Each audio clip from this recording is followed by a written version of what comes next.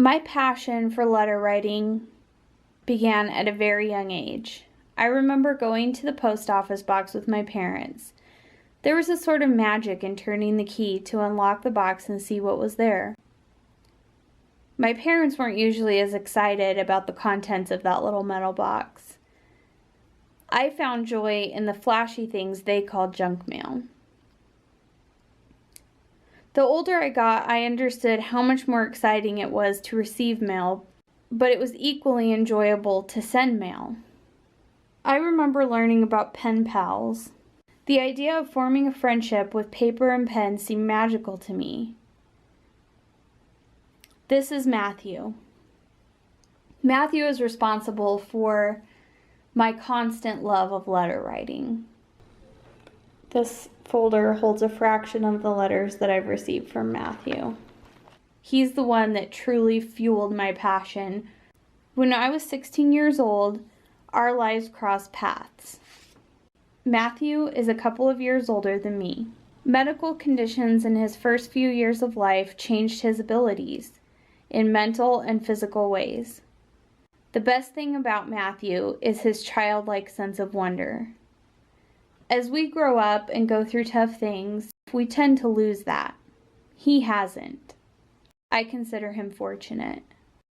Matthew asked me to be his pen pal 19 years ago. We live in the same town, but Matthew has a love like I've never known for letter writing. His letters have taught me far more than facts about trains or Love Boat characters or how to become a famous movie star. Matthew's letters have taught me how we should all live life, to enjoy the simple pleasures and be amazed by even the smallest of things. This is one reason that I feel passionate about letter writing.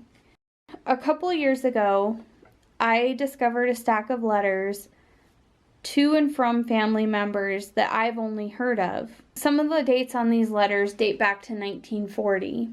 I found that a letter tends to hold contents which are considered maybe a bit mundane. Sometimes they're talking about the weather. Those facts, decades later, tend to be fascinating.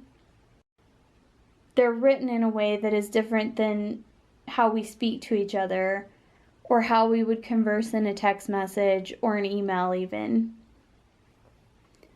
I also think it's really cool to see people's handwriting. Even something like that is a priceless memory that to me is invaluable to have. On October 4th of 2001, my dad wrote me a letter that was just a sentence long. This was the last letter that he would ever write to me in his life. Skye, thank you for everything. Love always, Dad.